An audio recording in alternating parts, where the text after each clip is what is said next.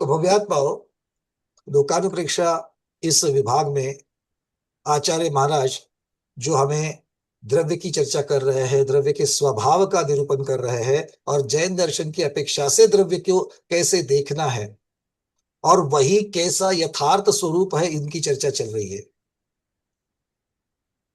द्रव्य की चर्चा क्यों चल रही है? क्योंकि लोकानुप्रेक्षा है। और लोक किसे कहते हैं? तो जिस आकाश के भाग में द्रव्य पाए जाते हैं, छह द्रव्य पाए जाते हैं, उसी को लोक कहा है। और इसीलिए लोक की चर्चा मतलब छह द्रव्यों की चर्चा। तो लोक की चर्चा मतलब छह द्रव्यों की चर्चा। तो ये छह द्रव्य, उनका स्वभाव कैसा है, उसके बारे में अगर हम सर्वथा एकांत मानेंगे तो क्या होगा, इसकी चर्चा आचार्य भगवत ने करी। उसके अंतर्गत उन्होंने द्रव्य को अनादि निधन कहा। द्रव्य को क्या कहा? अनादि निधन। द्रव्य को अनादि निधन क्यों कहा? जल्दी जल्दी जल्दी जल्दी बोलना है। द्रव्य को अनादि निधन क्यों कहा? द्रव्यता की वजह से। हाँ बोलिए प्रभु जी। द्रव्यता की वजह से अनादि निधन का। द्रव्यता की वजह से, बहुत बढ़िया। तो जो नित्यपना है वो उसकी ध्रुवता, जो उसका द्रव्यपना है वो द्रव्यपना बरकरार रहता है। द्रव्यपना बरकरार कब रहता है, कहाँ रहता है? स्नेहा केड़कर दीदी, सर्व अवस्थाओं में, भूत सर्वावस्था को क्या कहेंगे? सर्वावस्था को और क्या कहेंगे आगम की भाषा में? भूत वर्तमान और भविष्य काल में भी वो भूत भूत ध्रुवता कायम भूत है। भूतकाल रह गया ना। थाली में भूतकाल सिर्फ रोटी परोसेगी दीदी, आप आपके घर आएंगे तो सिर्फ रोटी परोसेगी तो खाएंगे क्या? दाल भी तो चाहिए साथ में। तो वहां पर पर्याय शब्द ज्यादा लगाओगे तो उच्च रहेगा, ठीक है। तो पर्याय जब होती है द्रव्य की, तो उन अलग अलग पर्यायों में भी द्रव्य का द्रव्यपना बना रहता है। यही उसका द्रव्य है, आचार्य महाराज कह रहे हैं। अब अनादि निधन है, नित्य है, इसलिए अनादि निधन भी है। और अनेक धर्मात्मक है, तो कार्य कारण भाव हो रहा है। अर्थात आचार्य भगवान कहते हैं, अब ये जो द्रव्य को प्रधान करके एक अभेद रूप से कथन कर दिया। यहाँ पर जीव की चर्चा, पुद्गल की चर्चा की क्या उन्होंने? नहीं। तो सर्वद्रव्य। अब अगली गाथा में आचार्य महाराज कह रहे हैं, गाथा क्रमांक 231 में, कि जीव द्रव्य भी वैसा ही है। कैसा है? जीव द्रव्य भी अनादि निधन है। जीव द्रव्य में भी कार्य कारण भाव दिखता है या होता है। अब इसको सिद्ध करने के लिए 231 नंबर की गाथा है। बड़ी सीधी सरल बात है, जो हमको पता है उन्हीं चीजों को अलग अलग तरीके से बताया गया है। ठीक है, चलिए। जीवो अणा इणिहनो परिणयमानो हु नव नवम भावम सामग्यसु पवठद्धि कज्जानि समासदे पच्छा। जीवो अनाई निहनो, जीव अनादि निधन है। जीव मतलब कौन जीव? जीव द्रव्य की चर्चा चल रही है। जीव द्रव्य अनादि निधन है। और नव नव भावम, अर्थात परिणयमानो हु, तो नई नई पर्याय रूप वो परिणमन करता है। यहाँ पर परिणय, परिणय मतलब परिणामन, परिणयमन मतलब परिणमन होता है। तो द्रव्य का द्रव्य अनादि, जीव द्रव्य अनादि निधन है और नई नई पर्याय रूप प्रकटता है या परिणमता है। इसको समझने में कोई दिक्कत है क्या? नहीं, जीव की पर्याय मालूम है हमको। आगे कहते सामग्रिसु पवठद्धि, और वो सामग्री में प्रवृत्त होता है। क्या कह रहे? वो सामग्री में प्रवृत्त होता है। तो सामग्री में मतलब, सामग्री कहा गया है इसका कारण में, स्वरूप कारण, उसे सामग्री कहा गया है। कौन सा स्वरूप कारण है? यहाँ पर द्रव्य क्षेत्र काल भाव की सामग्री में प्रवृत्त होता है। जीव द्रव्य जो है, वो जीव द्रव्य के पर्याय परिणमन जब होता है, तो वो परिणमन किस में करता है, ये प्रश्न है यहाँ पर। जीव द्रव्य परिणमन किस में करता है? परिणमन करने को पर्याय कहते हैं, ये बात अलग हो गई। ध्यान से सुनो सूक्ष्मता इसकी। जीव द्रव्य के परिणमन को पर्याय कहते हैं, किंतु जीव द्रव्य परिणमन किसमें करता है? आप बोलोगे पर्यायों में। उत्तर यही तो देंगे। किसमें होगा? पर्यायों में नहीं। पर्यायों में परिणमन करता है, ये बात तो पहले से बताओगे, अब नई चीज बता रहे हैं। वो किसमें परिणमन करता है? स्वद्रव्य में ही परिणमन करता है। स्व क्षेत्र में ही परिणमन करता है, स्व काल में ही परिणमन करता है, और स्व भाव में ही परिणमन करता है। ये तो समझ में आ गया। अब स्वद्रव्य मतलब क्या कहेंगे, स्व क्षेत्र मतलब क्या कहेंगे। अब स्वद्रव्य रूप से ही परिणमन करता है, मतलब जीव द्रव्य का परिणमन होगा तो भी द्रव्य की अपेक्षा क्या वो पुद्गल रूप परिणमन करेगा, जीव द्रव्य की पर्याय बनेगी, मतलब परिणमन करेगा, हाँ या ना। हाँ, तो जीव द्रव्य किस द्रव्य के, किस द्रव्य में परिणमन करेगा, खुद में। जीव द्रव्य है तो जीव द्रव्य में ही परिणमन करेगा। परिणमन करेगा मतलब बदलेगा। जीव बदल करके कभी पुद्गल हुआ है क्या, जीव बदल करके धर्मा धर्मा आकाश काल होगा क्या, नहीं, मतलब स्वद्रव्य में ही परिणमन करता है। बात समझ में आ जैसे गई। लहरें, जैसे समुद्र की लहरें। हाँ, लहरें बदल करके भी लहरें ही रहती है। हाँ, उसी में लहरें समाती लहरें जल रूप है तो जल रूप में ही परिणमन करेगी। है। अब कहते हैं स्व क्षेत्र में ही परिणमन करता है। अब इसको अच्छी तरीके से समझ लो। जैसे माता जी ने अभी दृष्टांत दिया, लहरें, आप बोलोगे एक लहर यहां पर उठ रही है, दूसरी लहर 10 फीट आगे चल करके वो उठ रही है, अंदर तो में क्षेत्र तो बदल गया, क्षेत्र तो बदल गया, क्षेत्र नहीं बदला। समुद्र में ही है। क्यों, हाँ, नहीं, समुद्र को भी देखेंगे तो क्षेत्र बदल नहीं गया, क्यों, क्योंकि पहली लहर का क्षेत्र कौन सा था, पहली लहर का क्षेत्र पहली लहर का था। अब वो परिणमित होकर के अगली लहर बनी है, तो अगली लहर का क्षेत्र कौन सा है, अगली लहर का क्षेत्र अगली लहर का है। तो वो स्व क्षेत्र में ही, मतलब जहां पर उसकी उत्पत्ति होती है वो किसका क्षेत्र है, उसका है क्या दूसरे का है। जीव द्रव्य, अभी हम लोग मनुष्य रूप में पर्याय में अभी बैठे हुए हैं, हाँ या ना। मनुष्य रूप पर्याय में बैठे कि नहीं बैठे, बैठे हैं। तो अभी हमारा क्षेत्र कौन सा है,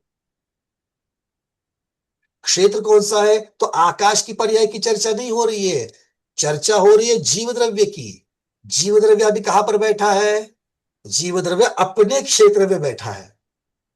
जीव द्रव्य कहां बैठा है, अपने क्षेत्र में। यहां से उठ करके आप चले गए मार्केट में, तो आपकी पर्याय बदली कि नहीं बदली। यहां पर स्वाध्यायी की पर्याय है, वहां पर खरीदारी करने वाली की पर्याय है। भाई बात समझ में आ रही है क्या अरविंद जी, आ रही है। तो परिणमन हुआ कि नहीं हुआ, यहां से वहां तक परिणमन हुआ कि नहीं हुआ, दो पर्याय में हुआ। यहां पर भी हम जीव द्रव्य थे कि नहीं थे, थे। वहां पर खरीदारी करते वक्त क्या है, उद्गल बन गए, नहीं, वो भी हम जीव द्रव्य ही है, मतलब हमारा परिणमन हुआ कौन से द्रव्य में हुआ, स्वद्रव्य में ही हुआ। अब क्षेत्र, अभी मैं जहां विराजमान हूं वो क्षेत्र कौन सा है, ये जो शरीर मैंने धारण किया हुआ है, इसी शरीर के अंदर जो मेरा द्रव्य है वही क्षेत्र है कि नहीं है, है। और अगर मार्केट में जाऊंगा तो दूसरे के शरीर में घुसता हूं क्या, तो कहाँ रहता हूं, अपने ही शरीर में, जिसको मैंने धारण किया है। तो क्षेत्र किसका हो गया, वो उसी आत्मा का क्षेत्र हुआ कि नहीं हुआ, उसी आत्मा का क्षेत्र हुआ। स्वाति दीदी के दिमाग में आ रहा है, जब देव बन जाएंगे तब, देव बन जाएंगे तो देव के भी अपना एक शरीर रहेगा, उसी के अंदर होगा। जब मोक्ष चले जाएंगे तब भी जीव कहां पर रहेगा, भले अंतिम वात वलय में रहेगा किंतु अपने क्षेत्र में रहेगा, क्योंकि वो क्षेत्र क्या कहा जाएगा। अब जहां पर महावीर भगवान की आत्मा जहां पर विराजमान है, तो वो क्षेत्र क्या कहलाएगा, महावीर भगवान की अपेक्षा से वो महावीर भगवान की आत्मा का, उस जीव द्रव्य का क्षेत्र है, मतलब स्व क्षेत्र में ही परिणमन करता है, है ना।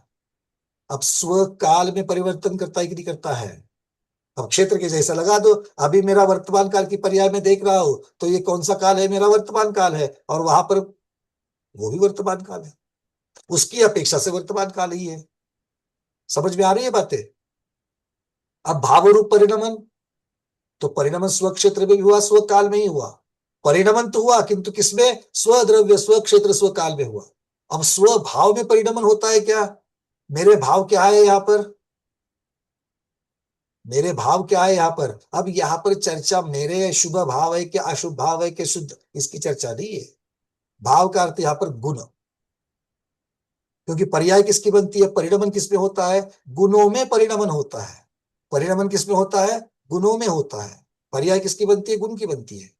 तो यहां पर मेरे पास गुण कौन से है, ये मत बताना कि मेरी पूरन पोली अच्छी बनती है मेरा गुण है। माया दीदी, अपना गुण क्या है यहाँ पर, अभी स्वाध्याय में बैठे तो हमारा गुण क्या है, ज्ञान और दर्शन, ये हमारा गुण है। और भाजी खरीदते वक्त, सब्जी खरीदते वक्त क्या है, कोठारी दीदी, तो परिणमन किसमें हुआ, स्वभाव में ही परिणमन हुआ कि नहीं हुआ। अब मेरा ज्ञान और दर्शन, इसकी जो पर्याय है वहां पर भी ज्ञान दर्शन की ही पर्याय हो रही है, पर्याय बदल रही है, किंतु कौन से गुण की, ज्ञान दर्शन की, यहां पर भी थी वहां पर भी ज्ञान दर्शन की है। मतलब परिणमन किसमें हुआ, स्व गुणों में, स्वभाव में। समझ में आ रही बातें, तो इसी स्व द्रव्य, स्व क्षेत्र, स्व काल और स्वभाव को भगवान यहां पर सामग्री कह रहे हैं। नई चीज है ना, हाँ, तो नई चीज है, तो नई चीज को इसी तरीके से समझना भी है और उस अनुरूप चिंतन करना है। क्योंकि जब तक पुराने वाले को निकालेंगे नहीं, अलग अलग तरीके से नहीं रखेंगे, तब तक क्या होगा, है ना। मार्केट में चावल लेने के लिए जाते जाते कि नहीं जाते, बोलो, जाते हैं, है कि नहीं।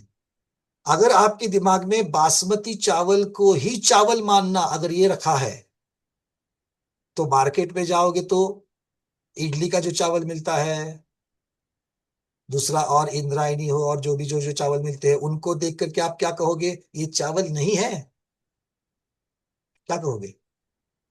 मतलब चावल की अलग अलग जातियां होती है, अगर ये जब तक आप अंदर नहीं लोगे, ठीक है। ऐसा करते करते क्या हो गया,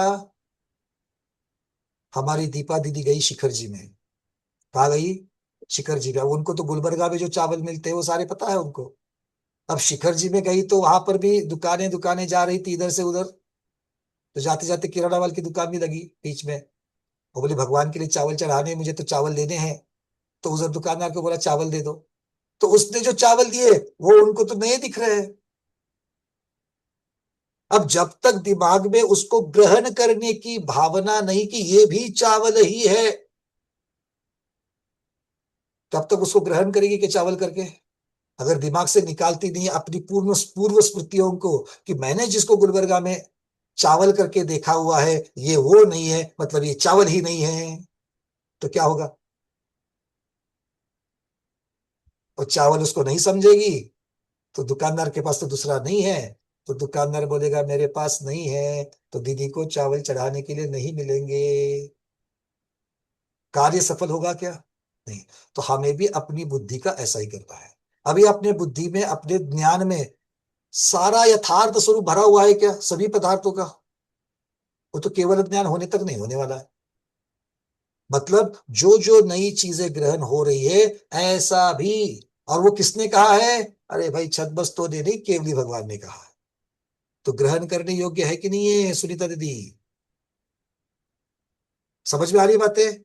तो नई चीजों के बारे में कुतूहल रखो कि ये नया है, किंतु उसको केवली भगवान की वाणी मान करके उसको इमीडिएट ग्रहण करके उसके ऊपर चिंतन कर लो, ये ऐसा भी होता है, ऐसा भी है, तो इजी हो जाएगा। बातें समझ में आ रही है सबको, क्योंकि यहाँ पर प्रति समय में अलग अलग हो रही है। अभी जो मैंने स्वद्रव्य क्षेत्र काल भाव की चर्चा करी ना, आगे चल करके अगली गाथा जब आएगी 232, आपको कुछ अलग ही आज मिलने वाला है।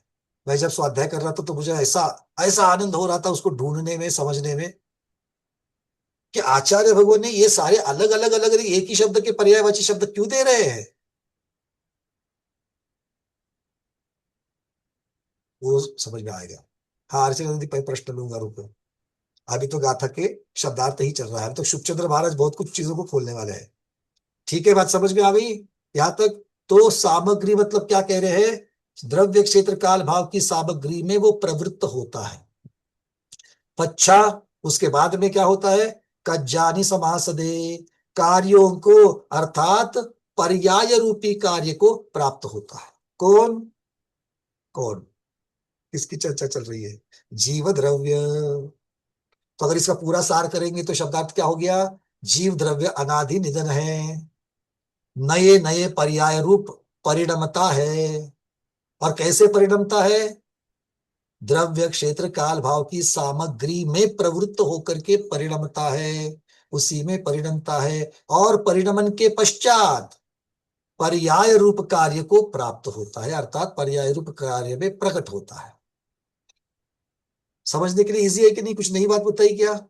नहीं, नई बात क्या पता चल गई? वो जो सामग्री है ना बीच में, इसीलिए गाथा नई बनी है। ठीक है, चलिए शुभचंद्र महाराज के सामने अब उनके चरणों में बैठ करके समझते हैं। गाथा क्रमांक 231 को महाराज क्या कह रहे हैं? जीव अर्थात आत्मा, हु इति स्फुटम, जीव अर्थात आत्मा है, ये बात निश्चय पूर्वक स्पष्ट है। ये बात निश्चय पूर्वक स्पष्ट है। अब वो कैसा है, उसका स्वरूप कैसा है? अनादि निधन, अर्थात आद्य अंत रहित। अनादि निधन शब्द की परिभाषा आपने तो अब तक सीखी है, पढ़ी है, समझी है, किंतु वो कहां से प्राप्त करी? कार्तिकेय अनुप्रेक्षा ग्रंथराज से प्राप्त हुई। कि अनादि निधन किसे कहते हैं? जिसकी आदि नहीं है, जिसका अंत नहीं है। कल अगर कहीं अगर आपको कोई पूछे अनादि निधन का अर्थ ये क्या लगा दिया आपने, जिसकी आदि भी नहीं, जिसका अंत भी नहीं, तो आप क्या कहोगे? गाथा प्रमाण दे रही हूं। कार्तिकेय अनुप्रेक्षा में ग्रंथराज में आचार्य भगवान हमको लिख करके बता रहे हैं। अब आगे क्या कह दिया? अनादि निधना अर्थात आद्यंत रहिता सामग्रीषु, अर्थात सामग्री शब्द का अर्थ मैंने कहा से बताया आप लोगों को? मैं थोड़ी केवली भगवान हूं। मैंने सामग्री का अर्थ बताया कि नहीं बताया अभी आपको? बोलो हाँ। हाँ, कहा से बताया? शुभचंद्र महाराज को मैंने पहले पूछ लिया था कि हमारे लोग पूछेंगे तो भैया भगवान हमको पहले बता के रखो। तो वो यहां पर बता रहे हैं, सामग्रीषु अर्थात द्रव्य क्षेत्र काल भव भावादि लक्षणासु प्रवर्तते, अर्थात जीव अर्थात आत्मा है, उसका अस्तित्व है, ये बात निश्चय पूर्वक स्पष्ट है। अनादि और अनंत है, अर्थात उसका आदि और अंत नहीं है। और वो मतलब कौन? जीव द्रव्य, द्रव्य क्षेत्र काल भाव और भव आदि रूप सामग्रियों में प्रवृत्त होता है। तो सामग्री में भव भी लगा दिए। अब 4 लगाएंगे तो भी ठीक है, 5 लगाएंगे तो उसका विस्तार। आदि रूप सामग्रियों में, सामग्रियों में अर्थात कारणों में द्रव्य रूप कारण है, कार्य द्रव्य रूप परिणमना है। क्षेत्र रूप कारण है तो क्षेत्र रूप में परिणमना है। काल कारण है, काल रूप परिणमन होता है। तो ये सारे क्या है? ये सामग्रियां ये कारण रूप है और आगे चल करके कार्य रूप भी होती है। आगे कहते हैं जीव कीदृक् सन, ये जीव किस प्रकार रहता है? किस प्रकार रहता है मतलब किस प्रकार अस्तित्व में रहता है ना? कैसे रहते हो? आप लोग एक दूसरे को मिलने पर पूछते हो कैसे हो? आगे अभी महाराज जी ने हमको पूछा पंकज जी कैसे हो, तो हमने क्या बोला? ठीक है बाबू। यहाँ पर ये नहीं पूछ रहे कैसे हो शुभचंद्र महाराज, वो बोल रहे कि जीव द्रव्य रहता कैसे है। वो कह रहे हैं जीव द्रव्य किस प्रकार रहता है? नवनवम भावम, अर्थात नूतनम नूतनम नर नारकादि पर्याय रूपम परिणममान सन परिणति, अर्थात पर्यायम गच्छन सन वर्तते। अर्थ हो गया वह मतलब जीव निरंतर नए नए भावों को ग्रहण करता हुआ क्या बनता है? मनुष्य, नारकी, तिर्यंश आदि आदि नूतन नूतन पर्यायों में परिणमन करता है। और ऐसा करता हुआ एक पर्याय से दूसरे पर्याय को प्राप्त होता है। पर्यायम गच्छन सन वर्तते, संसार में विचरण करते रहता है, संसार में भटकता रहता है। तो जीव द्रव्य कैसे रहता है? जीव द्रव्य कैसे रहता है? आचार्य कह रहे हैं नए नए भावों को ग्रहण करते हुए नरक आदि नई नई पर्यायों को वो धारण करता है, अर्थात उन पर्यायों में परिणमन करता है। ठीक है, क्लियर है? चलिए आगे। अब क्या कह रहे हैं? पश्चात, अब इसके आगे क्या करता है? पश्चात कार्याणि उत्तरोत्तर पर्यायान समस्तान प्राप्नोति अर्थात करोति इत्यर्थः।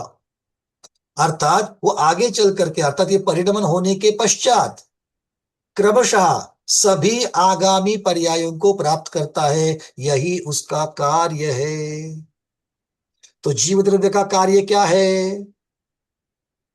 अगर आपको कोई पूछे क्या करते हो, कोई बोलेगा हम गृहिणी हैं, कोई बोलेगा हम इंजीनियर है, कोई बोलेगा हम डॉक्टर है, कोई बोलेगा हम दुकानदार है। अगर आपको पूछा जाए कि आप क्या कार्य करते हो, तो क्या कहोगे? मैं जीव द्रव्य हूं, मैं नई नई पर्यायों को धारण करता हूं, यही मेरा कार्य है। इजी कार्य है कि नहीं? इजी कार्य है कि नहीं? ये सोच कर बोल देना, पर्याय को धारण करना। नहीं, सरल है कि कठिन है पर्याय को धारण करना? कुसुम दीदी मुंबई, सरल है कि कठिन है?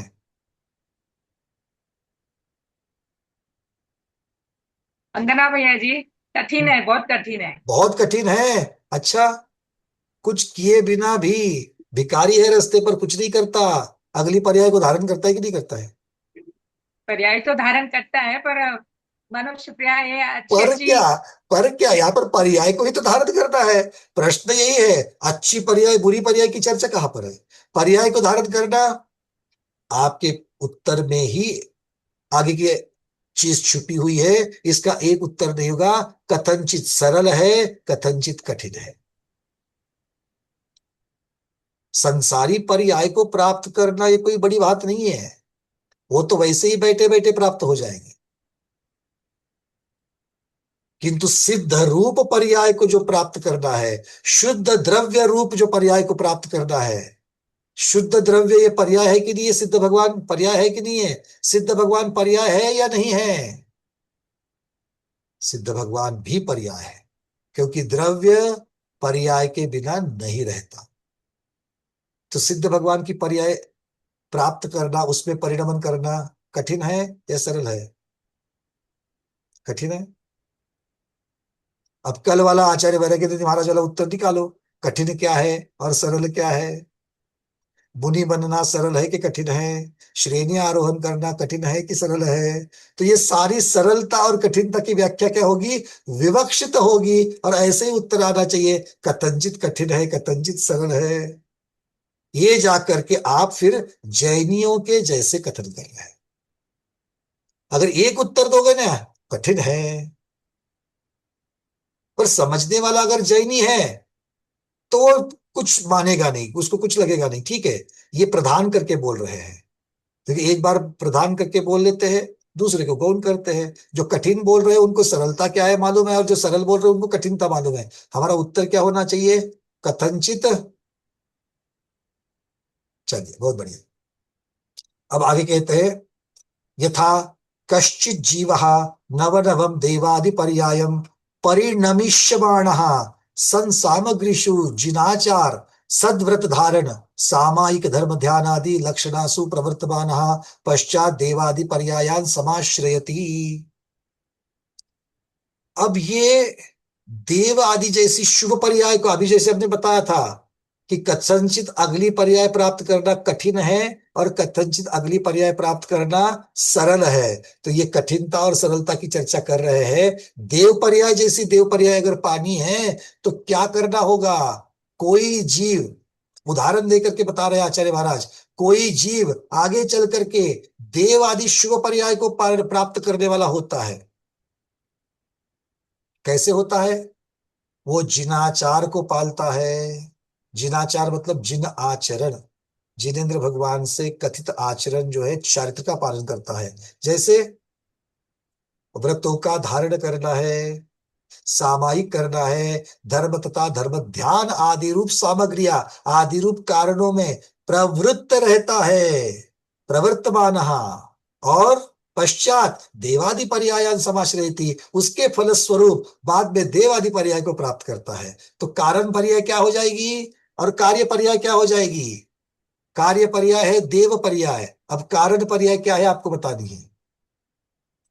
कार्य पर्याय क्या बन गई? देव पर्याय बन गई। और कारण पर्याय क्या बनेगी माया दीदी?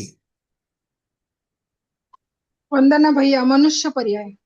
मनुष्य पर्याय। 2 दिन पहले जब मैंने पूछा था तो आपने बड़े सारी लिस्ट बताई थी। आज जब लिस्ट की मुझे अपेक्षा है, आपने सिंपल उत्तर दे दिया। अब देखो, मनुष्य पर्याय आपने बात करी, सारे मनुष्य देव बन सकते हैं दीदी? नहीं नहीं भैया नहीं। हाँ, ये यहाँ पर यही बात चल रही है। देश संयमी। क्योंकि हमने चर्चा कहाँ से शुरू करी है? कठिन पर्याय सरल पर्याय प्राप्त करने की अपेक्षा, या शुभ पर्याय अशुभ पर्याय, इसी को कहेंगे। शुभ पर्याय को पाना कठिन, अशुभ पर्याय को पाना सरल। तो अगर मुझे शुभ पर्याय को पाना है तो शुभ पर्याय को पाने के लिए कारण रूप पर्याय कैसी होनी चाहिए? अब इसका कथन यहां पर अपेक्षित है। बात समझ में आ रही है क्या सबको? डॉक्टर शैला दीदी बोलो। वंदना वेद सामायिक करना, व्रत धारण करना, अ, धर्म ध्यान करना, मतलब हमें व्रती की पर्याय धारण करनी पर्याय ध्यान पड़ेगी, करना, हमें तपस्वी की पर्याय धारण करनी तपस्वी। पड़ेगी, हमें श्रावक श्राविकाओं की पर्याय धारण करनी पड़ेगी। बिल्कुल। संयम संयम गुणस्थान में हाँ, जाना वही पड़ेगा। हाँ, इसी का संयम नाम महा संयमा व्रत संयम। महाव्रती धारण बनना करना पड़ेगा। बिना पड़ेगा। संयमा संयम संयम के कोई श्रावक कह रहे क्या? नहीं नहीं। नहीं, श्रावक कहा भी नहीं जाएगा। श्रावक के लिए संयम संयम जरूरी है। ठीक व्रत। है, तो ये चर्चा यहाँ पर चल रही। तो आचार्य महाराज यही कह रहे हैं कि जब हम व्रति श्रावक पर्याय रूप परिणमन करेंगे, पहले से पर्याय व्रति श्रावक रूप है क्या हम? सुमन दीदी,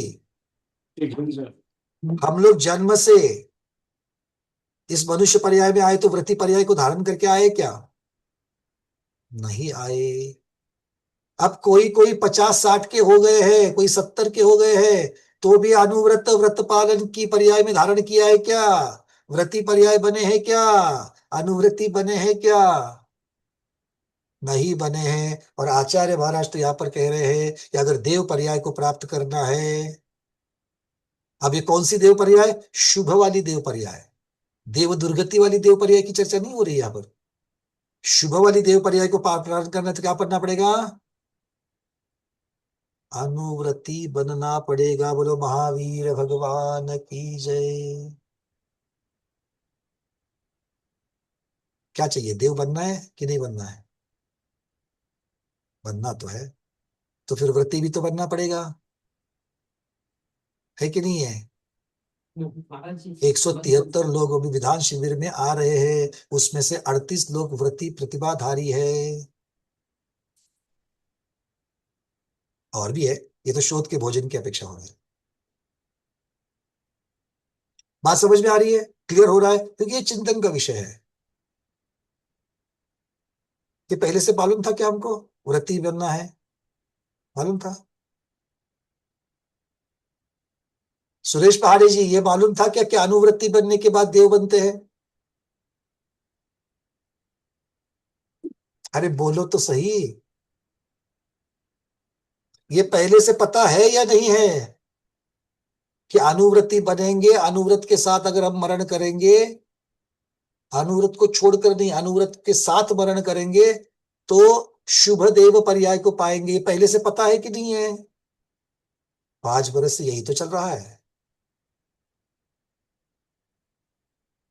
तो पंकज जी, पता है तो अब तक बने क्यों नहीं? जब पता है तो अब तक बने क्यों नहीं? हाँ, यही प्रश्न था मेरा। आचार्य भगवान कुछ कह रहे हैं, बोलो आचार्य जी।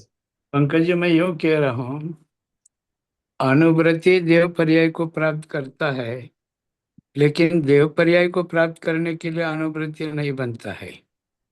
बहुत बढ़िया। क्योंकि क्योंकि समय सार में यह कहा कि असंख्यात ऐसे भी व्रती हो सकते हैं जो द्रव्यतः व्रत की पालना करते हैं लेकिन भावत नहीं करते, क्योंकि वह संसार सुख प्राप्त करने के लिए धर्माचरण करते हैं। समय सार का धम्मम भोग निमित्तम नौकम खय निमित्तम। ऐसे बहुत संख्या में, अति बहुत संख्या में भी जीव है जो संसार सुख के लिए धर्म करते हैं। मोक्ष सुख के लिए, आत्म सुख के लिए आत्मार्थी अथवा मुमुक्षु बन करके धर्म करने वाले बहुत विरल और बहुत दुर्लभ जीव है। बहुत बढ़िया, मतलब द्रव्य व्रत की बात नहीं, भाव व्रत की बात है। ये यहाँ पर आचार्य भगवान को यहाँ पर नमूद करना है। चलिए आगे बढ़ते हैं। अब इस सब का 231 का एक सुंदर सा सार, उपसंहार, ये अंतिम 2 वाक्यों में आचार्य शुभचंद्र महाराज कर रहे हैं। वो कह रहे हैं, तथा कश्चित् जीवः नरनारक तिर्यक पर्यायम परिणमिष्यमाणः सन पुण्य पापादि सप्त व्यसन बहुवारंभ परिग्रहादि माया कूट कपट छल छद्मादि सामग्रीषु प्रवर्तमानः पश्चात नर नारक तिर्यक पर्यायान प्राप्नोति इत्यर्थः। कह रहे हैं, इस प्रकार से कोई अन्य जीव मनुष्य नारकी तिर्यंच पर्याय को प्राप्त होने वाला होता है, अर्थात इन पर्यायों को धारण करता है। और वो कैसा होता है? पुण्य पाप, भोग विलास, व्यसन, अत्यंत हिंसात्मक, बहुआरंभ को अत्यंत हिंसात्मक, परिग्रह, और आगे उन्होंने 4 शब्द लगाए। क्या शब्द लगाए? माया, कूट कपट, छल और छद्म। हमारे लिए तो चारों एक जैसे दिखते कि नहीं दिख रहे? माया कहो या कूट कपट कहो या छल कहो या छद्म कहो, ये एक जैसे दिख रहे कि नहीं दिख रहे हैं? बट आचार्य भगवान ने चारों शब्द लगा दिए। और ये क्या है? जीव इन सामग्रियों में प्रवृत्त रहता है, और इसीलिए क्या होता है, इसके परिणाम स्वरूप क्या होता है? वो मनुष्य नारकी तिर्यंच पर्याप्त। यहां पर देव की चर्चा नहीं कर रहे, देव की चर्चा पहले कर दी, और अब बचे हुए 3 पर्यायों की चर्चा कर रहे हैं। देव की पर्याय के लिए तो उन्होंने व्रत धारण करना मुख्यता से बता दिया, और बाकी 3 पर्याय के लिए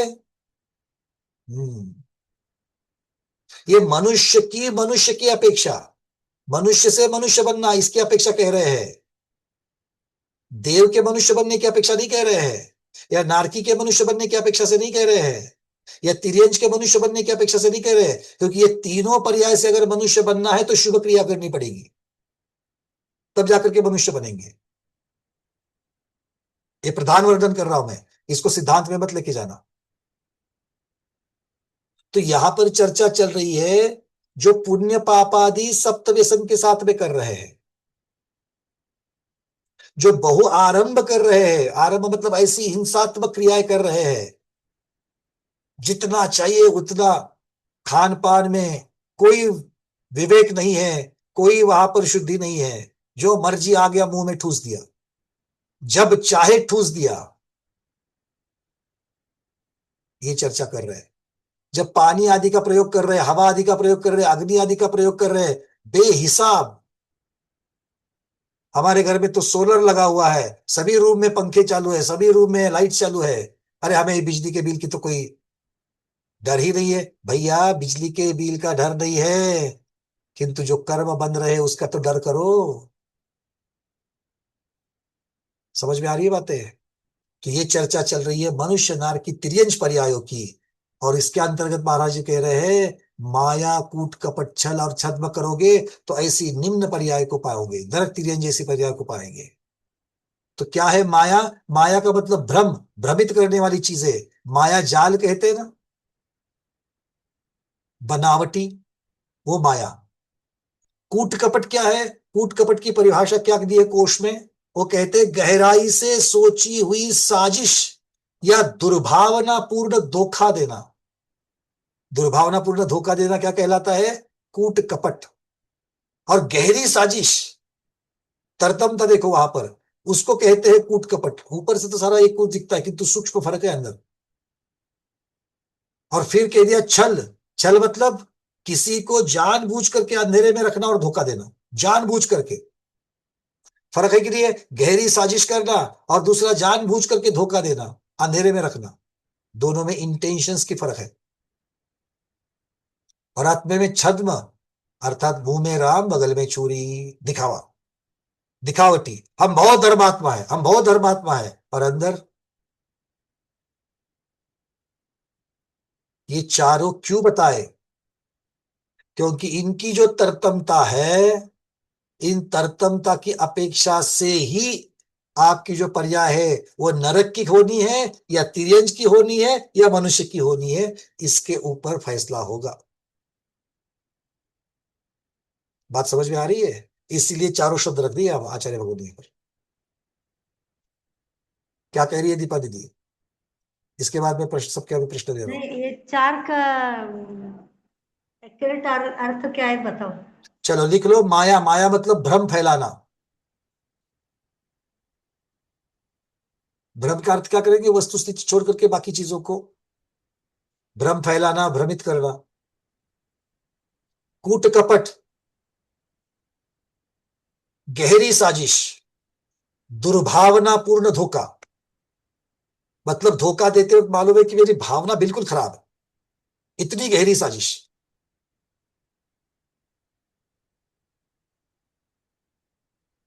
तीसरा है छल, जानबूझ करके अंधेरे में रखना या धोखा देना।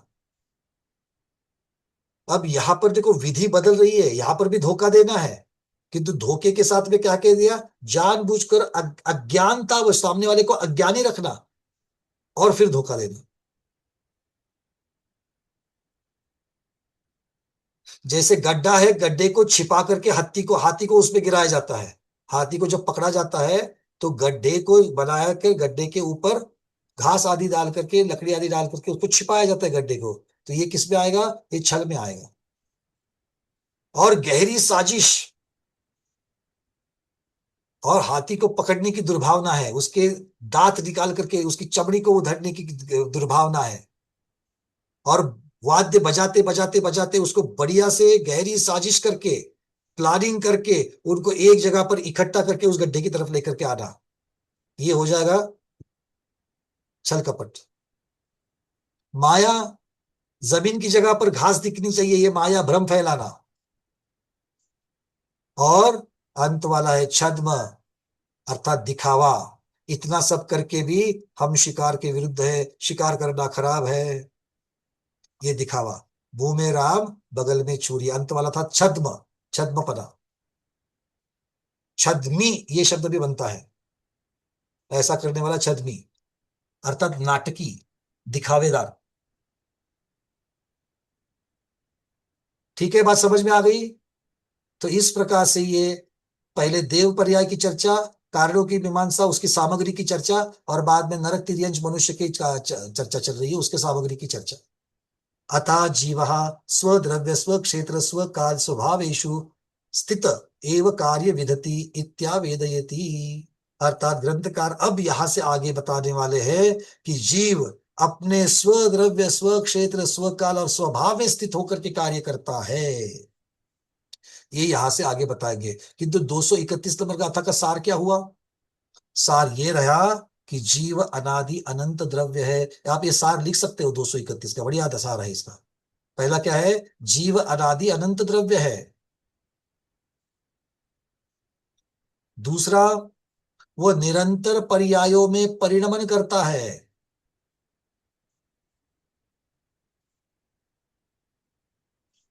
तीसरा, अच्छा दूसरा ही चाहिए, पहले से बताते हैं। पहला, जीव अनादि अनंत द्रव्य है। दूसरा, जीव निरंतर पर्यायों में परिणमन करता है, अर्थात जीव निरंतर पर्याय रूप बनते रहता है, पर्यायों में परिणमन करता है, बदलते रहता है। अब तीसरा महत्वपूर्ण है हमारे लिए, ये दो चीजें तो पता थी, तीसरी पता है किंतु हम भूल जाते हैं, इसलिए तीसरी महत्वपूर्ण है। क्या है तीसरी? जीव जिस प्रकार की सामग्री में, जिस प्रकार की सामग्री में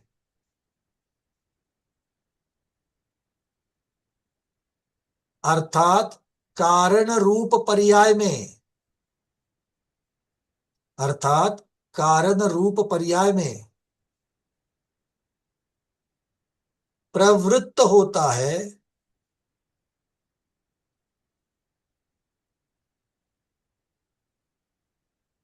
उसी के अनुसार, उसी के अनुसार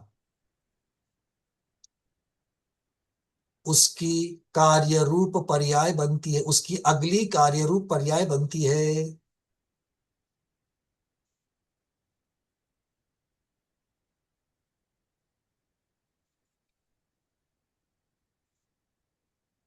माने कारण सदृशम कार्यम भवति। कार्यम सदृश, बिल्कुल बढ़िया। ठीक है, अब इसका विस्तार और आप आगे कर सकते हो, जैसे व्रत आदि धारण करना शुभ पर्यायों का कारण,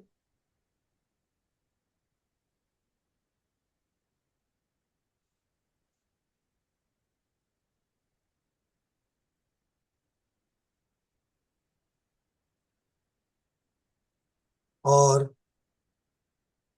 व्यसन, कपट, परिग्रह आदि अशुभ पर्यायों के कारण।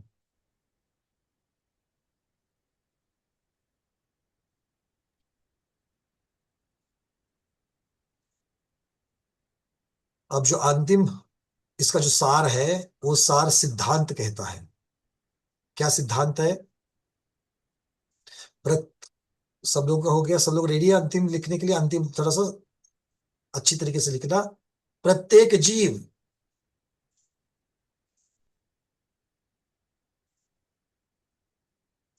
अपने स्वद्रव्य, स्वक्षेत्र, स्वकाल और स्वभाव की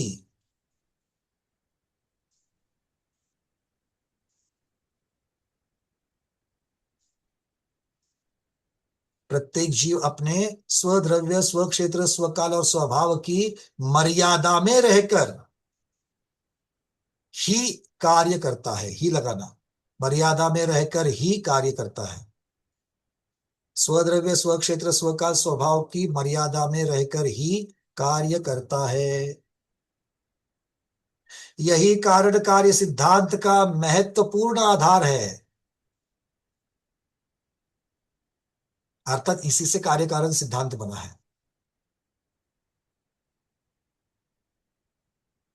चलिए, सुंदर दीदी पूछिए, उसके बाद प्रबोध जी, उसके बाद अरविंद जी, और फिर हम बढ़ेंगे 232 नंबर गाथा की तरफ। हा, नमस्ते महाराज, वंदना भैयाजी. मला म्हणायचं होतं, स्वक्षेत्र म्हणजे जीवाचा असंख्यात प्रदेश घ्यावत नाही. बिल्कुल, हं. प्रबोध जी। नहीं, मेरा नहीं सीखा. चलिए अरविंद जी। वंदना माता जी, वंदना भैया जी. ये स्व क्षेत्र में तो बराबर है कि पर क्षेत्र जीव का पॉसिबल होता है क्या?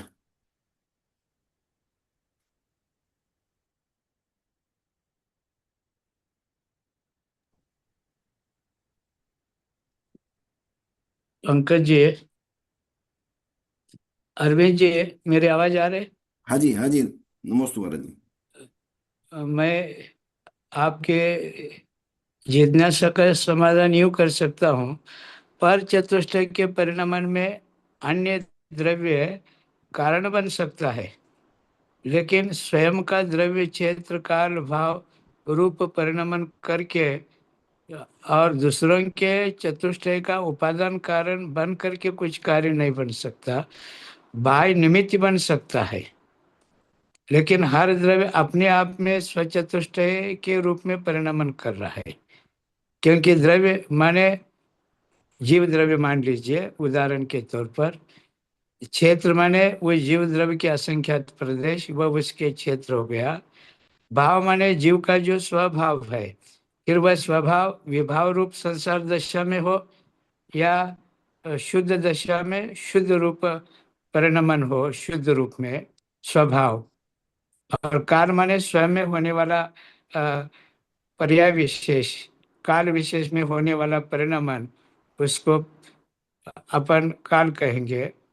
तो द्रव्य, क्षेत्र, काल और भाव, जो हर द्रव्य में जो परिणमन हो रहा है वह स्वरूप ही हो रहा है। पर रूप में होने का कारण ये नहीं है, क्योंकि अस्तित्व सबका भिन्न भिन्न है और वह अस्तित्व स्वचतुष्टय के रूप में अस्तित्व है। इसलिए पर के परिणमन में दूसरा द्रव्य निमित्त बन सकता है, फिर वह जीव बन सकता है, तो वह पुद्गल भी बन सकता है। जैसे भगवान के निमित्त से हम अच्छे भाव कर सकते हैं, और कोई दुष्ट व्यक्ति भगवान के निमित्त से बुरे भाव भी कर सकता है, कषा भाव भी, मिथ्यात्व भाव भी कर सकता है। तो देव शास्त्र गुरु दूसरों के शुभ परिणामन में कारण बन सकते हैं और किसी के लिए अशुभ परिणमन में भी कारण बन सकते हैं, और वह उदासीन कारण कहे अपन, अथवा साधुओं की गुरुओं की अपेक्षा प्रेरक कारण बन कह सकते हैं अपन। लेकिन कोई द्रव्य अपने चतुष्टय को खोकर पर चतुष्टय के रूप में परिणमन नहीं कर सकता है। और भी कुछ पंकज जी कहना चाहे तो कह सकते हैं। आवाज नहीं आता है, आवाज नहीं आता है, ठीक, हाँ पंकज जी कहें। आवाज अभी नहीं जैसे आता हमने थोड़ी देर पहले जो उदाहरण लिया था, अभी आप स्वाध्याय पे बैठे तो आपकी स्वाध्याय पर्याय है आपकी जीव द्रव्य की। हम्म पर्याय किसकी देखनी है? आपके जीव द्रव्य की ही देखनी है। अभी स्वाध्याय पर्याय है तो स्वाध्याय पर्याय किसकी है? आपके जीव द्रव्य की ही है। उसका क्षेत्र कौन सा है? जहां पर अभी आत्मा विराजमान है, वो आत्मा का जो क्षेत्र है वही में विराजमान है, ये उसका स्वक्षेत्र हो गया। वो आकाश, जिस आकाश में आप बैठे हो वो उसका क्षेत्र नहीं है, वो आत्मा जहां पर बैठी हुई है वो क्षेत्र है। ये पहला क्षेत्र की अपेक्षा से समझो। स्व क्षेत्र मतलब आत्मा अपनी जो शरीर रूप अभी जिस शरीर में विद्यमान है ये उसका क्षेत्र हो गया है। अब आप मंडी में गए, सब्जी मंडी में, अब आपका परिणमन हुआ कि नहीं हुआ है? स्वाध्यायी से आप परिचय बन गए हैं, खरीदार बन गए सब्जी मंडी में, बट खरीदार कौन है? वही जीव द्रव्य है। तो स्वद्रव्य से ही परिणमन हो गया द्रव्य की अपेक्षा। क्षेत्र में आप उसी शरीर में हो कि दूसरे शरीर में निकल गए? अगर दूसरे शरीर के ऊपर, जैसे उदाहरण लिया था कि मनुष्य पर्याय से देव पर्याय में गए, तो देव पर्याय में पहला मनुष्य का जब शरीर छूटा तो भी दूसरा शरीर किसका मिला है? वो उस जीव का ही मिला हुआ है, उस जीव का स्वयं का ही अपना शरीर कहा जाएगा। तो इस प्रकार से वो स्व क्षेत्र में ही परिणमन करता है। और स्वकाल और स्वभाव गुणों की अपेक्षा से स्वभाव ले लेना, ठीक है। ओके। लेकिन अन्य, वो तो समझ गया बराबर महाराज जी, और आपने समझा बार परफेक्ट है। लेकिन अन्य क्षेत्र में श्री जो होता है वो 100 पर्याय में नहीं रहता, तो अन्य क्षेत्र में कैसे कंसिडर करने का? अन्य क्षेत्र में कहीं पर भी जावे, जीव कहीं पर भी जावे तो वो जिस जगह पर रहेगा वो उसका क्षेत्र कहा जाएगा। अगर आप लखनऊ चले जाओ तो भी आप कहां पर हो? आप लखनऊ में हो, ये किसकी अपेक्षा से वर्णन है? क्षेत्र की वजह आकाश से। द्रव्य की अपेक्षा से वर्णन आकाश द्रव्य के, हाँ। है ना। आकाश की पर्याय बदली, गांधीनगर से आप लखनऊ चले गए, तो आप में जो परिणमन हुआ है वो तो आकाश द्रव्य में परिणमन हुआ, आप में कौन सा परिणमन हुआ है? तो आपका जो क्षेत्र बदला है, तो क्षेत्र तो बदला है, किंतु क्षेत्र कैसे बदला है? मतलब समझ गया वो बराबर आपकी वो बात। अपना ही क्षेत्र, स्व क्षेत्र रहता है। ये स्व क्षेत्र की परिभाषा को समझो तो वहां पर क्या लेकिन विवक्षा है समझेंगे तो समझ में आएगा। विजयलक्ष्मी दीदी चलिए मोस्ट जी। मोस्ट महाराज वंदना भैया। हाँ अरविंद जी कुछ कह रहे हैं? नहीं नहीं। हाँ पंकज जी, जी भगवान। उपचार जहाँ स्थलांतर हो गए, ग्राम से ग्रामांतर हो गए, वो आकाश प्रदेश बदल गया, यह उपचार से बाह्य की दृष्टि से क्षेत्र परिवर्तन हुआ। लेकिन अभ्यंतर परिवर्तन की अपेक्षा देखिए तो द्रव्य की अपेक्षा स्वयं का आत्मा, क्षेत्र की अपेक्षा आत्मा में जो आत्म प्रदेश है वो प्रदेश ही उसका क्षेत्र है।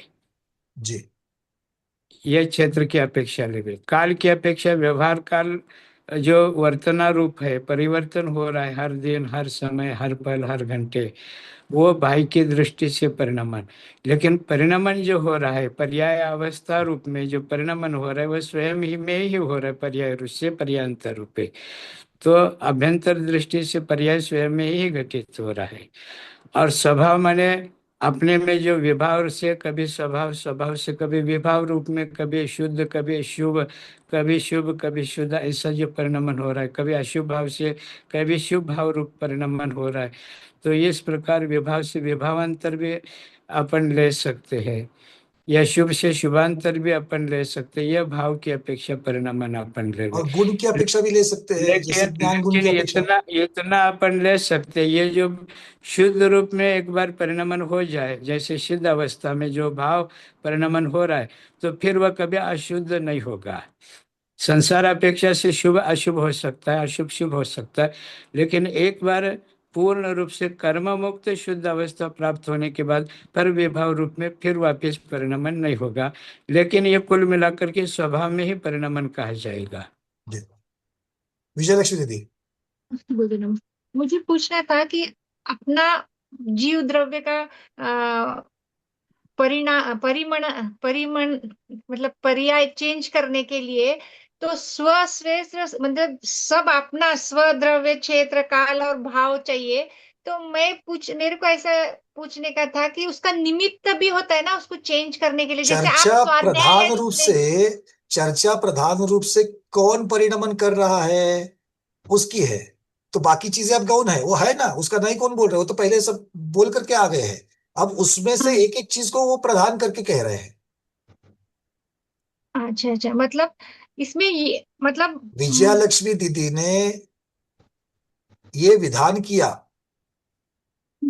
ये वाक्य है कि नहीं, अब यहाँ पर विजया लक्ष्मी दीदी को प्रधान करके कह रहे हैं, तो क्या बाकी लोग नहीं थे, क्या वहां पर व्यवस्था बनाने वाले कोई नहीं थे, सारी चीजें विजय लक्ष्मी दीदी, तो उस चीज को यहाँ पर अब गौण कर दिया है, तो इसीलिए अच्छा किस प्रकार से कथन है वो देखना, ठीक है।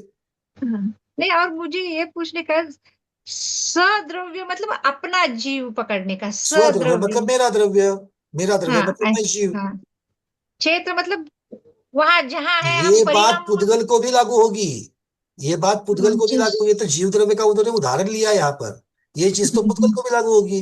अब मान सभी लो द्रव्य पेन, को लागू मेरे हाथ होएगी में ना। मेरे हाथ में पेन है, ये पेन का स्वद्रव्य क्या है, इसके अंदर जो पुद्गल परमाणु है, जिन पुद्गल परमाणु पिंड से ये बना हुआ है, वो उसका स्वद्रव्य है, नहीं ठीक है। मतलब छह द्रव्य को ये सब लागू होता है, ये छह द्रव्य पूरे ये सर्व द्रव्य धर्म की ही द्रव्य। चर्चा है, द्रव्य की ही हाँ तो चर्चा है, वो उसमें से प्रधान रूप से स्व एक्चुअली, जीव द्रव्य को घटित करके दिखाया उन्होंने।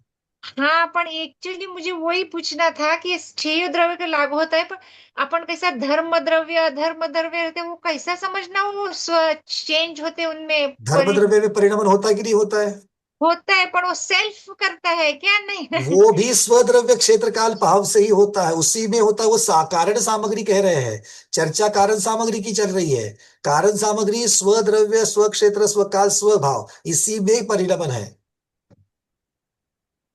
ठीक है हाँ ना। ये, हाँ। इसका कारण शक्ति, ये सब चीजें यहाँ पर गौण कर दी है, कारण सामग्री जो है यहाँ पर स्वद्रव्य क्षेत्र काल भाव में इस चतुष्टय की अपेक्षा, स्व चतुष्टय की अपेक्षा से बिठाई। अच्छा चलिए, अच्छा, अच्छा गुरुदेव वाह। अमित सागर जी महाराज भी विराजमान है, दर्शन कर लेते हैं। नमस्ते स्वामी जी। प्रज्ञा श्रवण मुनि श्री नमोस्तु अमित सागर जी नमोस्तु हाँ गुरुदेव नमो की स्वामी जी, जय। नमो नमस्ते नमस्ते स्वामी, वाह, स्वास्थ्य ठीक है बहुत महाराज? बहुत अरे नमस्ते आनंदम आनंदम परम जी। सुखम। आप स्वामी जी क्या लिखते रहते, कोई नया ग्रंथ संपादन करे क्या? नहीं, वो क्या है कि सरवार सिद्धि को हम लोग को सुद पंचमी को पूरा करना है, तो कुछ पेज बाकी रह गए, तो हम उसको थोड़ा सा आपका सुनता भी रहता हूँ और लिखता भी माने रहता माने हिंदी अनुवाद करे क्या संस्कृत टीका हूँ। करे? नहीं प्रभु जी, 15 प्रतियों को रख करके पूरी सरवार सिद्धि का मूल जो है उसको संपादन कर रहे हैं। अच्छा मूल ग्रंथ। अब क्या है, इसमें कई चीजें जो पुराने संपादन में है, कहीं तो अर्थ विपर्यास कर दिए है, कहीं शब्द विपर्यास है, तो उनको ढूंढा है। अच्छा अच्छा, तो अभी एक बार, ये बहुत सूक्ष्म कार्य है, फिर तो बहुत ही हाँ, सूक्ष्म सूक्ष्म कार्य कार्य है, और इसको पूरा करने के बाद ये हस्तलिखित है, है। तो इसका जी जी हाँ, दर्शन ये कर लो पूरा भाई, दर्शन कर लो। पुराने जय हो पांडुलिपि। जिनवानी मात की जय। भगवान बहुत अनुमोदना करते हैं आपकी इस कार्य की, और वो जल्द से जल्द प्रकाशित होकर के हम सबके हाथ में आ जाए, और हम लोग भी इसका ज्ञान ग्रहण करें, यही भावना भाते हैं। फुलचंद जी ने भी पाठ भेदों को दिया है, और कल्लप्पा भरमापा निटवे और पार्शनाथ जिंदा शास्त्री और बंशीधर जी, इनके द्वारा प्रिंटेड, और एक जगरूप साहब हुए महाराज जी, यहाँ एटा के थे, यूपी के, उस समय पुराने मजिस्ट्रेट थे, सिटी मजिस्ट्रेट, और सन 28 में उन्होंने सरवार सिद्धि का पद विभक्ति अर्थ सहित 1500 पृष्ठों में उसका अनुवाद किया था। उसको भी हमने कंपोज करा लिया है, अब इसके बाद हम उसका करेक्शन करने वाले। माने अच्छा कौन सा, हाँ, कौन सा लिंग है, कौन सी विभक्ति है, कौन सा वचन है, जी जी हाँ, वो 1500 पृष्ठों में उसका अनुवाद है, तो उसको जी भी रीप्रिंट करना है। उसको 100 साल हो जाएंगे सन 28 में, सन 28 जी में ही उसका प्रिंट कराएंगे, अभी 2 साल लगाएंगे उसको करेक्शन करने में, हाँ और हाँ। बहुत अच्छी चीज बना करके समाज को देने वाला हूँ। बहुत तो बढ़िया। हिंदी अनुवाद भी होगा फिर? हिंदी अनुवाद हमारा स्वयं का हम करेंगे, जी पूरी जी सरवार सिद्धि का हिंदी अनुवाद हम खुद करने वाले। जी जी, बहुत जो बढ़िया। पूछे, हाँ, सन 2006 में स्वामी जी ने, भट्टाचार्य चारुकी जी महाराज ने हमको प्रेरणा दी थी कि आप सरवार सिद्धि के ऊपर पूरा काम करिए, तो हमने पहले तत्वार सार जो है अपना अमृतचंद सूरी का, उसको संपादन करके भारतीय ज्ञानपीठ से प्रकाशन हुआ वो। जी। और अभी अध्ययन करने से बहुत सारी चीजें ऐसी नई खुली है सर्वार्थ सिद्धि में, तो वो जो है बहुत महत्वपूर्ण है। 12 भावना में, सर्वार्थ सिद्धि के नौमध्याय 12 भावना के चिंतन में जो निर्जरा भावना है, वहां पर उन्होंने कुशलानुमूला अकुशलानुमूला 2 निर्जरा की बात कही। तो कुशलानुमूला के उन्होंने 2 भेद किए, शुभानुबंध निर्जरा और नरनुबंधा निर्जरा। तो शोभोपयोग पूर्वक जो निर्जरा होती है वो शुभानुबंध है, और शुद्धोपयोग पूर्वक जो निर्जरा होती है वो नरनुबंधा निर्जरा है। जी। तो ये हमने सब चिंतन से निकाल करके इन शब्दों को खोजा है। जी। अभी इसमें तक ये सकाम अकाम निर्जरा पढ़ते रहे, सविपाक अविपाक निर्जरा पढ़ते, द्रव्य भाव निर्जरा पढ़ते रहे, लेकिन स्वानुबंधा निर्जरा, नरानुबंधा निर्जरा। स्वाध्याय को याद दिलाना चाहूंगा मैं, निर्जरानुप्रेक्षा को याद करो। ये सारी चीजें आप लोगों के ऑलरेडी टेबल में आ चुकी है। गुरुदेव उसी की चर्चा कर रहे हैं। शत मतलब दशकों से उनका जो सर्वार्थ सिद्धि का जो अध्ययन और इसका जो शोध चल रहा है, मैं सिर्फ अध्ययन नहीं कहूंगा, शोध चल रहा है, उसका ये सार रहेगा। बहुत सुंदर, ये जल्द से जल्द हमें प्राप्त हो। चलिए आगे बढ़ते हैं। थोड़ा सा आज मुझे ये विषय पूरा करना है, 232 नंबर का। जल्दी जल्दी से प्रश्न पूछना। चलिए अर्चना दीदी, फिर प्रमोद जी, फिर सुनीता दीदी। मुझे आज ये 232 नंबर गाथा पूर्ण करनी है। चलिए। ये अरविंद भैया जी ने जो पूछा था क्वेश्चन, उसी से मेरा रिलेटेड है कि जैसे उनका हिसाब से किसी का मरण हुआ, मतलब एक इंसान है 5 हाथ का, वो उसका मरण हुआ, वो नर्क गति में गया और उसका शरीर 25,500 धनुष का हो गया, तो फिर उसका स्वकाल कैसे, मतलब स्व क्षेत्र तो बदल, मतलब बड़ा हो गया ना आत्मा का। तो पर्याय बदली ना, पर्याय बदलने में नहीं, पर्याय तो बदल गई है, तो पर्याय का परिणाम तो हो ही गया। पर किसमें हुआ? स्व क्षेत्र में परिणाम हुआ। तो स्व क्षेत्र कौन सा है? जितना उस जीव ने अब नई जगह घेरी है वो उसका क्षेत्र हो गया। मतलब पर्याय बदलने में जो पर्याय का काल है, पर्याय का क्षेत्र है, वही उसका स्वकाल, देखो स्वक्षेत्र, इस बात को, बेसिक बात को भूलना नहीं है। आचार्य महाराज कहते हैं जीव परिणमन करता है। क्या लिखा आपने अभी अंतिम वाक्य? जीव परिणमन करता है, अलग अलग पर्यायों को धारण करता है, किंतु परिणमन किसके, कौन सी कारण सामग्री से करता है? तो स्वद्रव्य, स्व क्षेत्र, स्व काल और स्वभाव, इन कारणों से वो, या फिर इसमें वो प्रवृत्तमान होता है, इन सामग्री में वो परिणमन करता है ना? तो वही मतलब हाँ, मतलब इसका निष्कर्ष ये निकलता है कि प्रत्येक पर्याय का स्वद्रव्य, स्वकाल, स्वभाव अलग अलग है। बदलाव जरूर होगा, उसीलिए तो पर्याय शब्द लगा रहे हैं। किंतु बदलाव किस में होगा, किसकी अपेक्षा से होगा? स्वद्रव्य की अपेक्षा स्वद्रव्य में ही होगा, स्वक्षेत्र, क्षेत्र की अपेक्षा स्वक्षेत्र भी होगा, काल की अपेक्षा स्वकाल भी होगा, और भाव की अपेक्षा स्वभाव में होगा। मेरा परिणमन मेरे ही क्षेत्र में होगा ना, मेरा परिणमन दूसरे के क्षेत्र में कैसे होगा? मेरा परिणमन मेरे ही काल में होगा, मेरा परिणमन मेरे ही द्रव्य में होगा, दूसरे के कैसे होगा? अगर मेरा परिणमन दूसरे के द्रव्य में अगर हो रहा है तो मैं आज जीव हूं, मैं कल पुद्गल बन सकता हूं, चलेगा क्या? नहीं, लेकिन मेरा अभी वो भी थोड़ा क्लियर नहीं हुआ, क्योंकि जैसे अभी मेरे की बात चल रही है, तो मतलब ये जो आत्मा है इसकी बात चल रही है ना, आत्मा की, जीव द्रव्य की चर्चा चल रही है। तो आत्मा का यदि पर्याय बदला, मतलब वो नरक पर्याय में गई, 525 धनुष वाला शरीर मिला, तो उसका तो पर्याय का मतलब पर्याय बदली तो आत्मा का क्षेत्र भी बदल गया। कैसे? आपने कौन से क्षेत्र की चर्चा कर रही हो भैया? उसमें संकोच विस्तार की शक्ति है, सीधी बात तो महाराज जी। वही थोड़ा सा मैं पहले, क्या है ना, दिमाग में क्षेत्र आकाश की पर्याय बैठा हुआ है, वो पहले निकालना चाहिए। छोटे घड़े में दीपक रखोगे तो उसमें बन जाएगा, बड़े में रखो तो बड़े में, बड़े कमरे रखो तो उसमें फैल जाएगा। तो क्षेत्र का अर्थ यहाँ पर क्या लेना है वो पहले समझ लो। मैं नामकरण की प्रकृति बार के बार कारण वही चीज आप लोगों को बता रहा हूँ। नरक गति में उसकी जो नामकरण की प्रकृति है उसके कारण वहां परिवर्तन हो रहा है। अर्चना दीदी क्लियर हो रहा है क्या? क्षेत्र कौन सा है? आप यहां से नरक में चले गए, एक क्षेत्र परिवर्तन की चर्चा नहीं चल रही है, वो तो आकाश का पर्याय बदल रही है। मध्य लोक सारे लोग चला गया, और जीव जो जिस शरीर में था, वो शरीर का जितना भी आकार था, उस आकार रूप उसका क्षेत्र था। अब नया आकार रूप उसका क्षेत्र है, तो वो जो भी विस्तार हुआ है या फिर उसका संकोचन, मान लो कल चींटी में चला जावे, तो वो जो उसका संकोच और विस्तार हुआ है, ये उसके स्वयं के क्षेत्र में ही परिवर्तन है। परिवर्तन हुआ किसमें हुआ? स्वयं के क्षेत्र में ही। आत्मा ने पहले कितना क्षेत्र घेरा था और अब आत्मा ने कितना क्षेत्र घेरा है, क्योंकि पर्याय किसकी बन रही है? पर्याय किसकी बन रही है? जीव द्रव्य की बन रही है। अगर जीव द्रव्य की अगर पर्याय बन रही है, तो फिर जीव द्रव्य का ही तो आपको क्षेत्र की अपेक्षा से देखना पड़ेगा। पहले जीव द्रव्य ने कितना क्षेत्र घेरा था, अब जीव द्रव्य ने कितना क्षेत्र घेरा है, ये जीव द्रव्य का क्षेत्र की अपेक्षा परिणमन है। तो किसमें हुआ? स्व क्षेत्र में हुआ। पंकज जी, अर्चना, पंकज जी जी महाराज जी, एक मिनट। अर्चना, मैं बोलता हूँ। यहाँ क्षेत्र परिवर्तन से आत्म प्रदेशों से संबंधित यह विषय है। अब एक मनुष्य नरक में गया तो नरक क्षेत्र को वह प्राप्त किया, यह पर क्षेत्र की अपेक्षा कथन हुआ। और स्वक्षेत्र की अपेक्षा क्या है?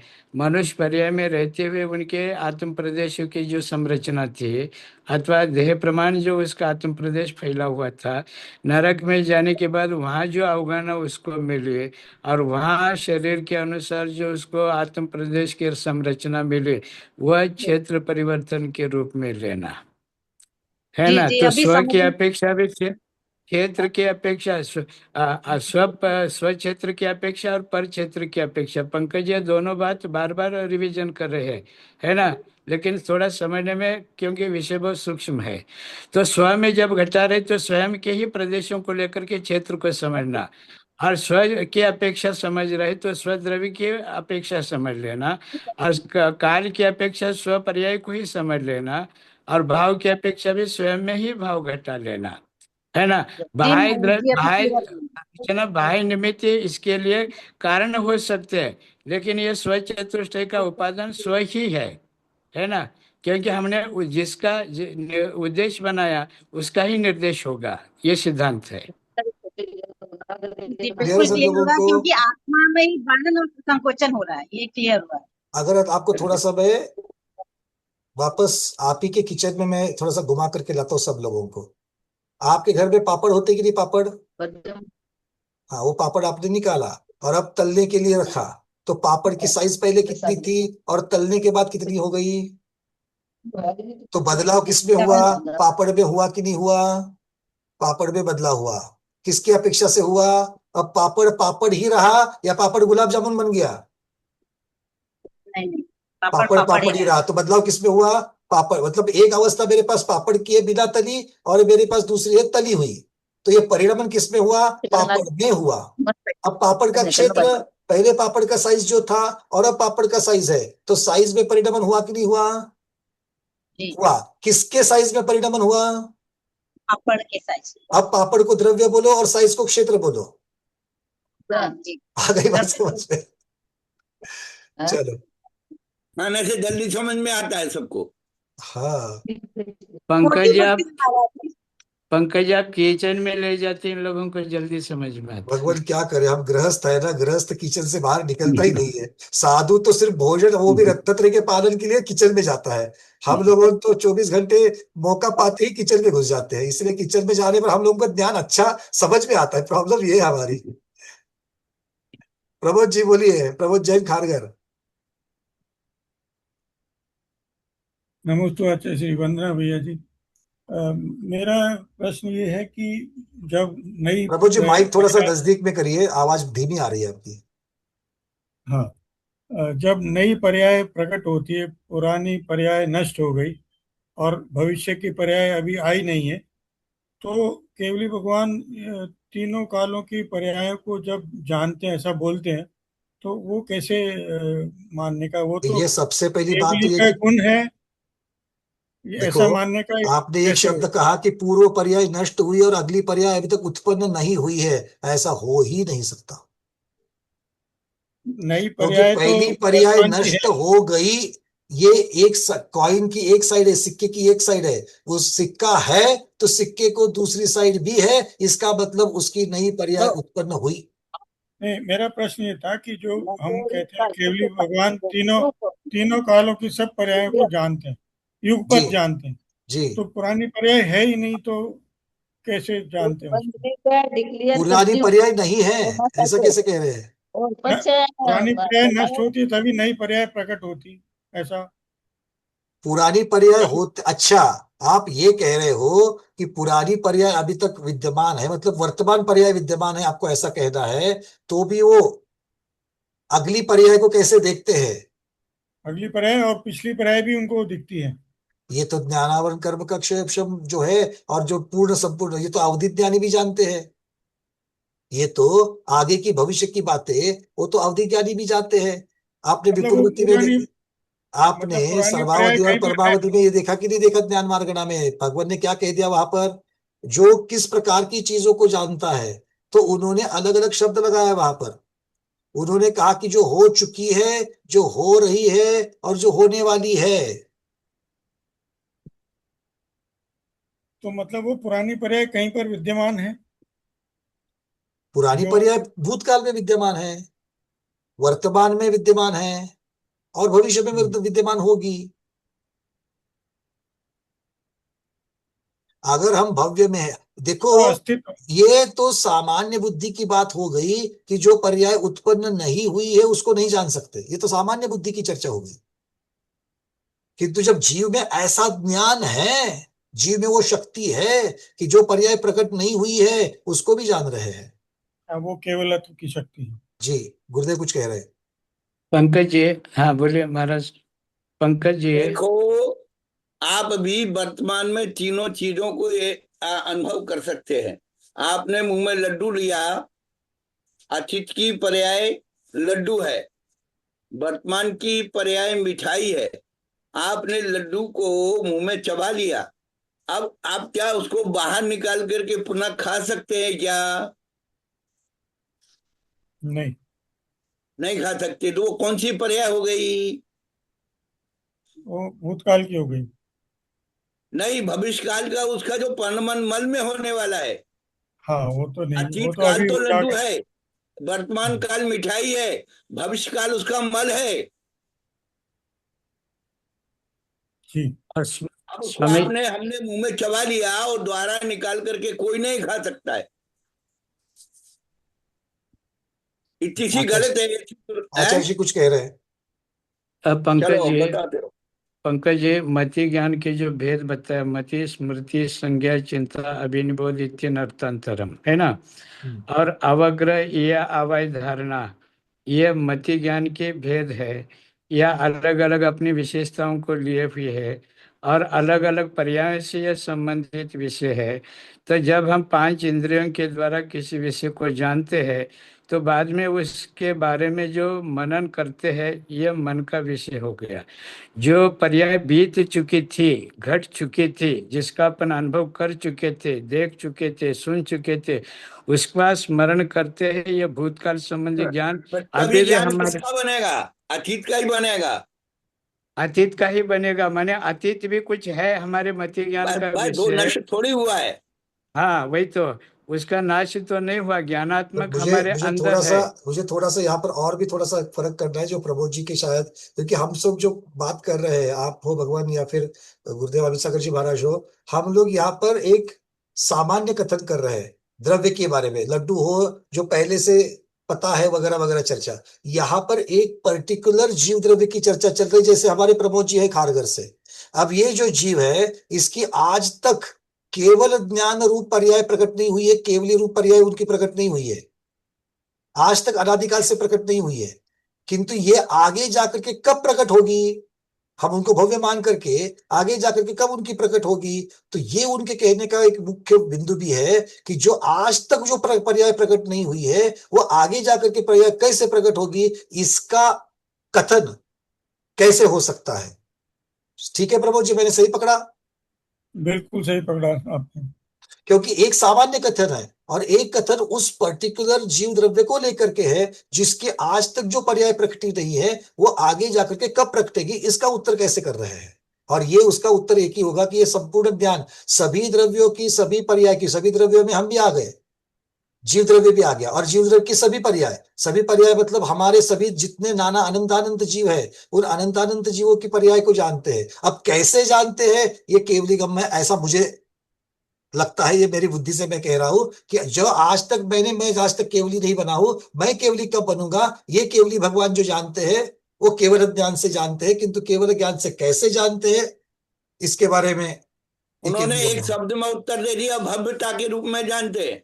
हाँ, बस ये बात हो गई। नहीं नहीं, कब जाएंगे, करेगा तो हो कब मोक्ष, जाएगा, बट भगवान भगवान थोड़ी कर देंगे हमारे लिए। नहीं भगवान, बट वो ये भी तो जानते हैं कि कब जाओगे। नहीं नहीं जानते, अनादि को अनादि रूप से, अनंत को अनंत रूप से, शादी को हाँ, शादी रूप बस से, शांत को बस शांत रूप ये से, ये कथन नियत क्यों आ को गया। नियत को अनुरूप से, ध्रुव को ध्रुव से, अध्रुव को, जो पर्यायों के भेद है उन पर्यायों के भेद रूप उसको जानते हैं। प्रभु जी, ये बात महत्वपूर्ण है, इसको नोट करना।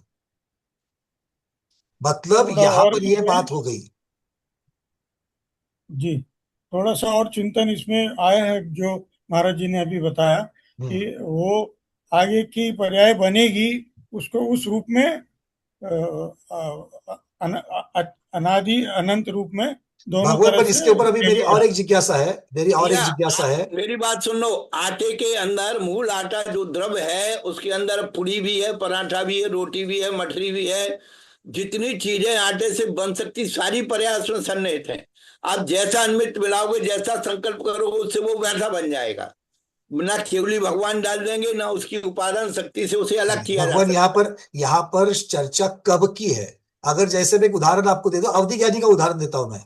जैसे आदिनाथ भगवान के जीव को महाबल राजा के पर्याय में उन अवधि ज्ञानी मुनि महाराज ने स्वयं बुद्ध मंत्री को बताया था कि 1 महीने के पश्चात तेरा राजा मरने वाला है। अब तक वो राजा की मरण की जो पर्याय है, अब तक वो पर्याय तो उपलब्ध नहीं हुई है, किंतु वो बता रहे हैं कि 1 महीने के पश्चात वो मरने वाला है। अब ये कैसे पॉसिबल हुआ? ये तो तभी पॉसिबल हो सकता है कि जब वो उनकी आयु इतनी बची है। अब आयु इतनी बची है, इसकी जब चर्चा होती है तो आयु कर्म के स्थिति की अपेक्षा से वर्णन होगा। और स्थिति कब जान सकते हैं? जब आपके कार्बन शरीर को देख सकते हैं, तब जान सकते हैं। तो इस प्रकार का अर्थ यहां पर लगाया जा सकता है कि चूंकि वो कार्बन वर्गना को, आपके आयु कर्म को वहां पर जान रहे हैं, इसीलिए उनको मालूम है कि इस आयु कर्म की कितनी स्थिति बची हुई है। ये जो जानते हैं वो उससे बताएंगे कि आपका मरण कब होना है। नहीं तो कैसे जानेंगे, ये मेरा प्रश्न है। आपकी कोई भी पर्याय जो है, वो पर्याय नष्ट कब होगी? राजा श्रेणिक ने नरकायु को बंद किया, साथ में नरक की आयु को बंद कर दिया। अब नरक आयु तो जो है ध्रुव प्रकृति हो गई, लेकिन उसमें अवसर्पण माने जो साथ में नरक की थी, तो पहले नरक की मध्यम आयु हो गई, तो उस आयु कर्म का अपकर्षण काल कर लिया। एक कर्मों का अपना स्वभाव है कि तू इतने पॉइंट पर यदि विशुद्धि लाएगा तो तेरा ये मीटर इतने अपने आप ऑटोमेटिक हो जाएगा। ये ऑटोमेटिक प्लांट है, इनमें कोई करने की बात नहीं ना। भगवान ने बता दिया है, हमें अपने पुरुषार्थ पर सब करना है। नहीं भगवान अपना अपना कर्म भगवान के ऊपर क्यों डालते? नहीं गुरुदेव, इसकी चर्चा नहीं है यहाँ पर। जो भगवान करता है तो होता है। गुरुदेव, ये चर्चा ही नहीं है यहाँ पर, उनका प्रश्न अलग है। भगवान वो कर्म सिद्धांत के ऊपर कोई डाउट नहीं कर रहा है, ना ही कर्म की कोई चर्चा कर रहा है, ना आकर्षण की कोई चर्चा कर रहा है। एक सिंपल प्रश्न था कि जैसे वो अवधि ज्ञानी मुनि महाराज ने बता दिया कि महाबल राजा 1 महीने के बाद मरण को प्राप्त होंगे, तो ये उन्होंने कैसे बताया? तो सूक्ष्म में जान करके ही बताया, रूपेश्ववधे। हाँ, तो ये बात होती है कि केवल अपने अवधि ज्ञान से बताया। अब अवधि ज्ञान से बताया, इसका विस्तार तो हम और मति शुद्ध ज्ञानी भी कर सकते हैं, शुद्ध ज्ञानी कर सकते हैं, क्योंकि हमको अवधि ज्ञान कैसे कार्य करता है ये पता है, कौन से द्रव्य पर काम करता है वो पता है, कौन सी लेवल तक जाकर के करता है ये भी पता है। इसलिए हम ये इसका उत्तर दे सकते हैं, क्योंकि वो रूपेश्वर जैसे कहा देता, अवधि ज्ञान का जो विषय है वो रूप है। और रूप है मतलब वो अवधि ज्ञान जो है, सर्वावधि जो अवधि ज्ञान अंतिम वाला है, वो जाकर के कर्म वर्गणा तक को जानता है। मतलब आपके राजा के शरीर में, आत्मा में लगे हुए अब वर्तमान पर्याय की जो आयु है, क्योंकि कौन से आयु रहेगी, एक ही तो आयु उनके साथ में अब यहाँ पर लगी हुए उसके नीचे खिल रहे हैं, बाकी दूसरे की तो आबादा चल रही है। तो चूंकि वो वर्तमान भुजमान आयु की, वो उसको भुजमान आयु को देख रहे हैं, मतलब आयु कर्म की वर्गणाओं को देख रहे हैं, वो कैलकुलेट करके या अपने देख करके उसको जान करके, आत्मा से जान करके बता सकते हैं कि आपकी आयु इतनी रह गई। तो ये अवधि ज्ञान का विषय इस प्रकार से ये कथन योग्य है, इसलिए मैं इसका उत्तर दे रहा हूं, आप ये चिंतन कर रहा हूं प्रमोद जी। किंतु जो केवल ज्ञान से कैसे जानते हैं, पक्का वो अनंत को अनंत ही जानते हैं, किंतु वो इस प्रकार से भी जानते हैं कि ये कब होगा, वो कैसे होता है, कैसे जानता है। मेरे ख्याल से ये केवली गम्य है, ये केवल ज्ञान होने के बाद ही इसका अर्थ लगा सकते हैं। इसीलिए तो क्योंकि इसका जो उत्तर है वो दिव्य ध्वनि में अगर आधा होता, उपलब्ध आगम में होता, तभी हम शुद्ध ज्ञानी उसकी चर्चा कर सकते, या शुद्ध केवली उसकी चर्चा कर सकते। इसीलिए पंकज जी, अपना जो ज्ञान है ना, परोक्ष ज्ञान है। हाँ और सर्वावधि, परमावधि, देशावधि, ये भले प्रत्यक्ष ज्ञान होते हुए वह एक देश प्रत्यक्ष है। केवल ज्ञान जो सामर्थ्य रखता है वो ये चार ज्ञान सामर्थ्य नहीं रखते, इसलिए उसको देश प्रत्यक्ष का। तो अवधि ज्ञान के भी पूरे विषय जब नहीं बन सकता, तो परोक्ष ज्ञान मति श्रुत का तो बनने का प्रश्न ही नहीं है। जी। इसलिए तो कुछ इसीलिए विषय भगवान केवल मैं इसीलिए कुछ विषय केवल ज्ञानी का विषय होता है। हाँ इसीलिए हम ज्ञानी है इसका मतलब केवल ज्ञानी नहीं है, इतना तो मान करके चलना पड़ेगा। बिल्कुल, क्योंकि हर एक प्रश्न का उत्तर हम, भाई ये तो पक्का है कि वो अनंत को अनंत में जानते हैं, अनादि को अनादि से जानते हैं, ये बात तो है। फिर भी इसकी थोड़ी बहुत तो आगे मीमांसा जो है वो चर्चा करने पर यही चीज होती है कि जैसे आपने कहा कि परोक्ष में कैसा है, हम कैसे उसको जान सकते हैं, जितना श्रुत में आ गया उसकी अपेक्षा से कथन कर सकते हैं, किंतु जो बची हुई चीजें हैं वो केवल ज्ञानी पक्का जानते हैं, क्योंकि एक तरीके से नहीं जानते, वो अलग अलग तरीके से जान रहे हैं उसको। बराबर। पंकज जी, लीटर से दूध को मापा जाता है, लेकिन क्षीर सागर के जल को लीटर से नहीं मापा जा सकता। बस तो क्या बात है। केवल ज्ञान बिल्कुल का विषय केवल ज्ञानी ही जान सकते हैं। पर यहाँ पर ये कथन है कि क्षीर समुद्र के जल को भी मापा जाता है, और वो कैसे मापा वो जाता है के, वो केवली भगवान जानेंगे।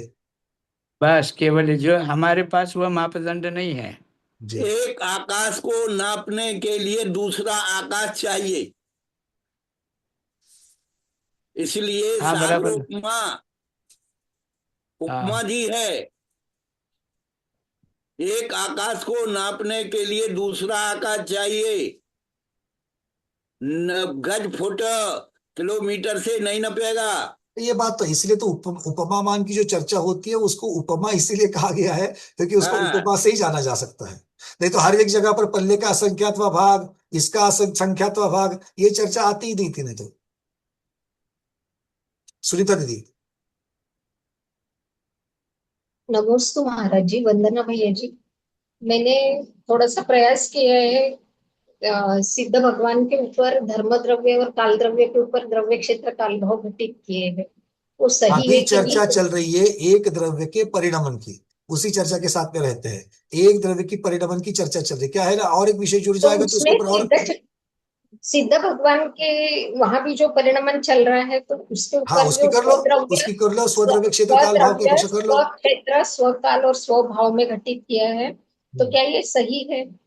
उनका अपना जीव स्वद्रव्य हो जाएगा जी और स्व क्षेत्र यानी लोकाग्र का भाग या फिर उनके प्रदेशत्व गुण के कारण जो भी आकार बना है जीव का, बिल्कुल उसमें ठीक। उसको क्षेत्र वो कहेंगे, जितने स्व आकाश क्षेत्र क्षेत्र कहेंगे, में विराजमान है वो उनका स्व क्षेत्र हो स्व गया। क्षेत्र हो जाएगा। और उनका वहां जो परिणमन चल रहा है वो उनका वर्तमान काल, उनका काल स्वकाल हो जाएगा। अब स्व क्षेत्र और उतना ही क्यों माना, क्योंकि चर्चा पर्याय किसकी बनेगी, उनके गुणों की पर्याय बनेगी। और गुण बनेगी, कहाँ पर है, एक आत्म प्रदेश में विराजमान नहीं है, सारे आत्म प्रदेशों में सारे वो आत्म गुण प्रदेश विराजमान है। में है। और भाव की अपेक्षा से ज्ञान और दर्शन में जो परिणमन हो रहा है, उनके अविभक्त प्रतिच्छेदों में जो भी बढ़ोतरी हो जी रही है, उन अपेक्षा से उनका जी। भाव ले लिया। सिद्ध और भगवान धर्म की पर्याय समझने के लिए बहुत इजी है, क्योंकि वो क्षेत्र से क्षेत्रांतर नहीं करती है। संसारी कैसे? जीव को ही क्षेत्र में गड़बड़ होती है, क्योंकि हम क्षेत्र से क्षेत्रांतर करते हैं, मतलब आकाश द्रव्य की भी पर्याय बदलती है साथ में, और उस द्रव्य की भी पर्याय बदलती है। तो यहाँ पर स्व द्रव्य की ही अपेक्षा, आपको स्व क्षेत्र की अपेक्षा से समझना है, ठीक है। तो धर्म द्रव्य में भी घटित किया है सर, तो हाँ वो भी धर्म बता द्रव्य में भी हो दीजिए। जाएगा, बिल्कुल हो अब वो जाएगा। विषय तो अब धर्म द्रव्य स्वयं का द्रव्य अभी धर्म अभी इसको द्रव्य इसको हो। बाद में लेंगे दीदी, आएगी अब चर्चा, ये भी उसका आएगी। वो विषय नहीं है। ये भी चर्चा आएगी, ठीक है ना। क्योंकि अभी 2:35 हो गए हैं, मुझे 232 को चालू करना था।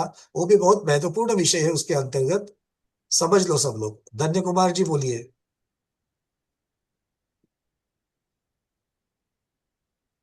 धन्य कुमार जी अनम्यूट करें, आपने हैंड रेस किया है। धन्य कुमार कलमकर जी।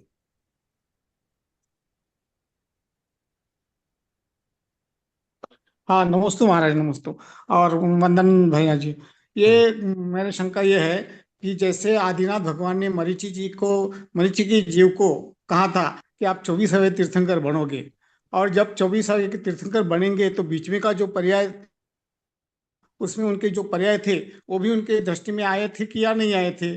और यदि आए होंगे और वो 24वें तीर्थंकर बनने वाले हैं, तो ये इसका वरना अपन कैसा कर सकते हैं? को क्या कथनचित देखो, ये भी चर्चा और अलग दिशा में चली जाएगी। मैं वो इसका बहुत एक शॉर्ट उत्तर दे देता हूँ। हाँ जब हाँ केवली भगवान सारी पर्याय को जानते हैं, तो उसके बीच की जब महावीर भगवान की तीर्थंकर पर्याय को जाना, तो उसके पहले की भी पर्याय, मतलब मरीचि की पर्याय और उसके बाद में बनने वाली तीर्थंकर पर्याय, इसके बीच की सारी पर्याय को उन्होंने जाना। अब सारी पर्यायों का वर्णन किया क्या?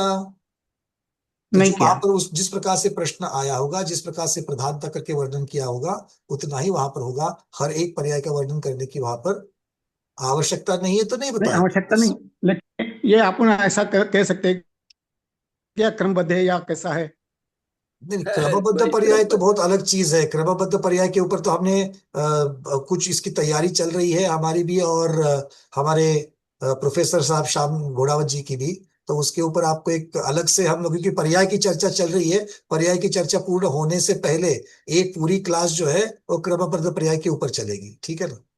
अच्छा, ठीक है। और एक बात, थोड़ी सी और शंका है कि जैसे स्वभाव परिणमन अपना यानी पर्याय जब स्वभाव रूप हो जाती है, शुद्ध हो जाती है, जैसे सिद्ध पर्याय हो गई, तो सिद्ध पर्याय में जो परिणाम पर्याय पर्याय का ये चल रहा है, तो एक शरीर की पर्याय चल रही है, उसमें कोई बदलाव नहीं है, पर्याय तो वही चलती रहेगी स्वभाव रूपी। जैसा द्रव्य स्वभाव से शुद्ध है, वैसा पर्याय भी शुद्ध हो गई, और वो भी द्रव्यात्मक ही हो गई, उसमें कोई बदल ही नहीं हो रहा। नहीं, ऐसा नहीं कह रहा, क्योंकि अगर वो बदलाव नहीं होगा, पर्याय बदलेगी नहीं, तो वो द्रव्य ही नहीं रहेगा। ये सारी चीजें ही यहाँ पर सिद्ध हो रही है। मोमबत्ती, आज सर मोमबत्ती जल रही है, दीपक जल रहा है, हमें हाँ दिख रहा है कि दीपक की एक ही बाती दिख रही है, लेकिन हाँ उसमें निरंतर आप एक और सूक्ष्मता से देखो तो निरंतर नई पर्याय उत्पन्न हो रही है। जी, हाँ, बराबर। तो यहाँ पर मुख्यतः से चेतना की, भगवान के पास कौन सा गुण है? सिद्ध भगवान के पास तो चेतना है। तो चेतना की पर्याय कौन सी है? उपयोग, ये उसकी पर्याय है। मतलब ज्ञानोपयोग और दर्शनोपयोग, वो दोनों युगपत चलती, किंतु दो अलग अलग चीजें हैं। ज्ञानोपयोग में जो ज्ञान की, केवल ज्ञान की अपेक्षा जो विषय जो बदले जा रहे हैं, वही उनकी पर्याय का परिणमन कहा जा रहा है। क्योंकि गुणों में जो परिणमन हो रहा है, गुणों की पर्याय में जो परिणमन हो रहा है, वो जो परिणमन है, उसी को तो गुण की पर्याय कहा गया है। और जब गुण की पर्याय है, वो तो द्रव्य की अपेक्षा से ही आपको लगा सकते हो। तो द्रव्य में भी, शुद्ध जीव द्रव्य में भी परिणमन होता है। और अगर वो परिणमन नहीं होगा, कार्य कारण नहीं होगा, तो अर्थ क्रियाकारित्व नहीं बनेगा। अर्थ क्रियाकारित्व नहीं बनेगा, तो वहां पर जीव की नित्यता, द्रव्यता भी नहीं बनेगी, और द्रव्यता नहीं कूटस्थ हो बनेगी जाएगा, तो कूटस्थ वहां सब। पर उसका अस्तित्व ही पूर्ण खत्म हो जाएगा। इसीलिए वंदना आप की सारी गाथाओं में, यहाँ पर शुकचंद्र महाराज और कार्तिक स्वामी ने यही चीजों को सिद्ध किया है कि सर्वथा नित्य मानेंगे, सर्वथा अनित्य मानेंगे, तो किसी भी द्रव्य में अर्थकारी कार्य नहीं बनती, और उसका अस्तित्व जो है वो अभाव रूप हो जाएगा। या यूं कह सकते हैं, पंकज जी, जी शुद्ध द्रव्य की जो परिणति है वो शुद्ध रूपी होगी, अशुद्ध द्रव्य की परिणति अशुद्ध रूपी होगी। इसलिए उत्पाद व्ययपना द्रव्य का अगर स्वभाव ही माना गया है, तो फिर वो सिद्धों में भी उत्पाद व्यय होना ही होना, और कर्मलेस होने के बाद उनकी जो स्वभाव स्थिति है वह शुद्ध रूपी होगी, और वही शुद्ध रूप स्थिति उसकी शुद्ध पर्याय कही जाएगी।